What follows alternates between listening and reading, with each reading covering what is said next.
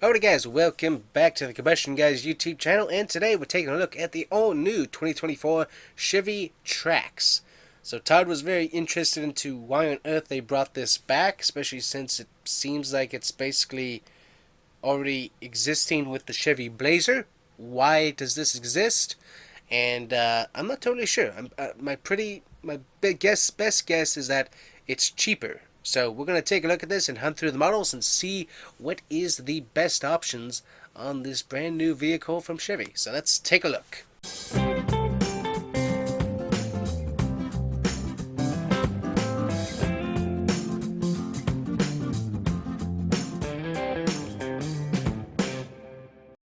Alright guys, so first let's answer the question here. So we have the Chevy Trax right here starting at $20,000.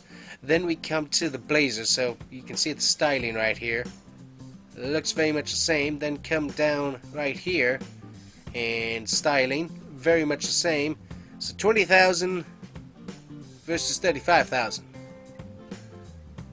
So let's take a look at this. So 6-lug pattern on the wheels there, which is interesting. Then we go back to the tracks and we see a 5-lug wheel. So what platform is this built on? That's kind of my question now that I'm looking at this. Obviously the Trailblazer, 5-lug pattern. And then what about the Equinox? That's what I want to see here. Is it built off the Equinox platform? I'm not totally sure, but... And there's nothing happening with the Equinox. There we go. So maybe it's built off of this platform. I don't know. But either way, it's just odd because looking at it, it looks very much like the Blazer. So why does this exist? Because I mean, you look at the vehicles: Trax, Trailblazer, Equinox, Blazer, Traverse, Tahoe. I mean, that's a lot of SUVs there. So why does this exist? That's the question. So let's take a look at it and see what's special about it. Go ahead and head on into the build and price, yada yada yada on that stuff. So we got ourselves the LS, the 1RS, the LT, the 2RS, and we also have the Active. The Active. Active. I don't know what that is. That's a weird trim name. So let's go ahead and check out the LS here, and let's see what is special about it. Going off on the colors first, we got Summit White, Mosaic Black, Crimson Metallic, and not a fan of that one. Blue Glow Metallic. Not a big fan of that one either. Sterling Grey Metallic, the Harvest Bronze Metallic, and the Cayenne Orange Metallic. Basically, it's another shade of red, but we'll go with it. We got ourselves 2 wheel options. We got the steel wheels right there, and then we got the silver painted wheels that are going to add yourself a package to. Let's see here. It is convenience package, real carpeted floors, remote start. Go ahead and add that and see what that looks like. It gives the car a little bit more character, so not too bad. Going to the interior, we get jet black gray with blue accents cloth. That's about it. Get heated driver front passenger seats. Let's see, we got the blackout package that we can add on for $295. Sure, why not? Might as well add that on them. We get the winter summer floor mats package, so all weather floor mats, premium carpeted floor mats, etc. there. Go ahead and add that for $350. We might as well have that. The driver confidence package, rear park assist, rear cross traffic alert, and lane change alert with side blind stuffy here. That we can live without because once again, you drive the car does not drive you. And then we can also add the interior protection package to the rear. So that's the cargo liner. So if we add the cargo liner in the back, it removes our liner in the front. Oh, we can live without that then. That'll be fun. Options. We got ourselves active aero shutters. Active aero shutters, what in the world does that mean? Adding the active aero shutters will also change the following. Engine block heater. I don't understand what those do. Let's see. Located in front lower grille.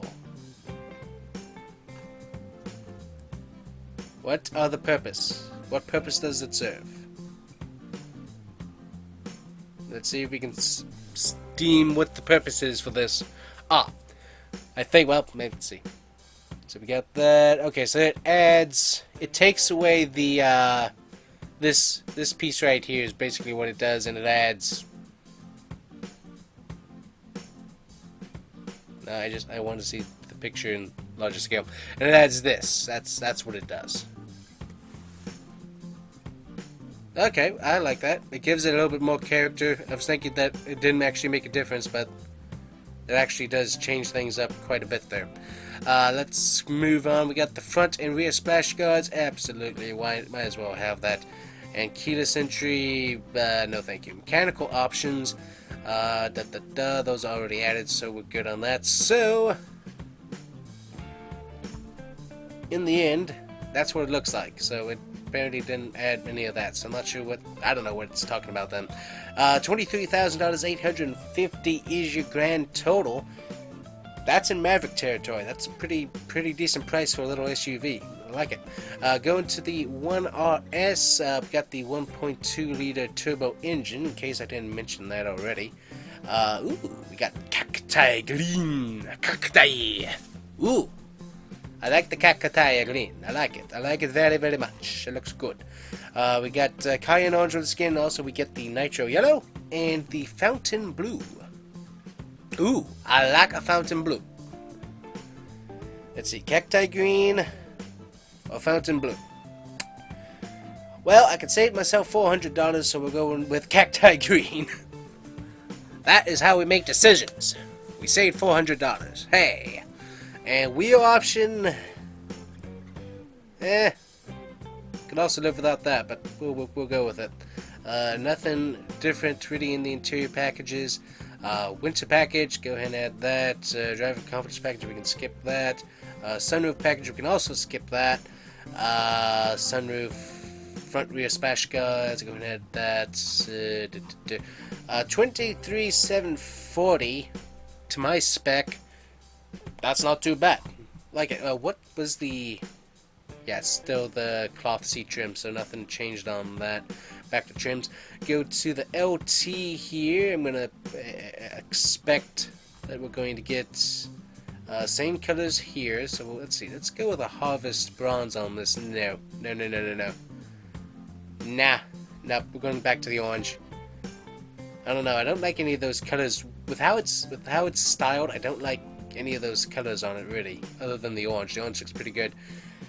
Could also go without the wheel there, but we'll live with it apparently. We still don't have any leather.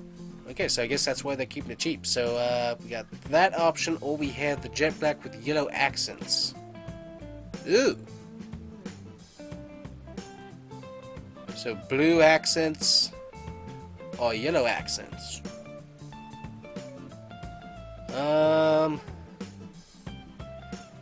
We got an orange type color on the outside, so I'm gonna go with blue over the yellow, just because yellow and orange, they tend to clash in my opinion. So I think we'll go with that. Let's see here. So we got the blackout package. Sure, might as well add that to it. Winter, summer, add that again. Let's see. Driver confidence package, LT. Convenience package, heated power outside mirrors, heated driver seats, wrapped steering wheel. In Florida, I honestly don't need any of those options for the most part. I need things to be cooled down though, but I don't really need them to be heated. That looks like it's about it. So that's $24,435. I think the biggest thing on that is that we get a bigger screen. So yeah, so like 11-inch diagonal HD color touchscreen. I think that's the biggest thing. Biggest selling point on that one. The 2RS, what do we got going on in this thing? We got the same colors. Go with Cacti Green. I really do like that color. That's pretty cool. Wheels, not too bad. Look pretty good. I've got the red accents on the inside. I didn't really pay attention on whether or not that's the same in the base RS. Let's take a look at that real quick. Yep, so that's the same trim interior wise there, as the 1RS. So there we go. So that's the same. Packages. Once again, not a whole lot of change. So let's see, options. So that's going to put you at about 25,540, just the way that I spec it out. So really, this thing's staying pretty cheap, all things considered, for a brand new SUV. Let's see, colors. We got the cacti green for the final trim, which is the active. And we got the black wheels, which look really, really good on it. We got jet black with yellow accents, Evo Tech seat trim. And then we got the with Optimus accents. Jet black with Optimus accents. Okay, so we get like a little bit of two-tone on the interior. I might as well go with that. I think that'll work good. Just kind of brightens up the interior just a tad. So definitely like that. Winter summer floor mats. Go ahead and just add those on here. Driver comforts package, once again, stuff you don't need in a car at all. Active arrow. I still don't understand what on earth that is, so we'll skip it because I don't have a clue what that's yabbering on about there. So there we go. So the highest trim thing with the stuff that I want, power sunroof. That's always a problem here in Florida with how much it rains. $25,767. So really, what this is supposed to be is the Maverick of the small compact SUVs. Is basically what this is supposed to be. It's supposed to stay in the price range of everybody, and I think that's a very smart idea to have. I didn't really pay attention to the engine, so let me see. I want to see, do we have details on the engine? 137 horsepower and 162 pounds of torque with 6-speed transmission. Not too bad. You already got a turbo on there. So, I mean, potentially, hey, if you can get this, potentially take it to, like, a tuner and stuff, be able to get the things redone on the inside, you might be able to spike the horsepower a bit more, and you also might be able to get, maybe some better gas mileage from it as well, which I didn't see. Do we have the gas mileage listed on here? Mechanical...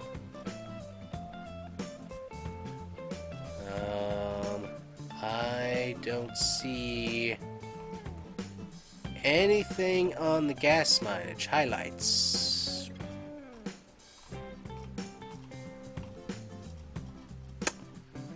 Nope, I don't see anything on the mileage. How much miles to the gallon you're getting. Got 6 airbags on the thing. That's nice to know.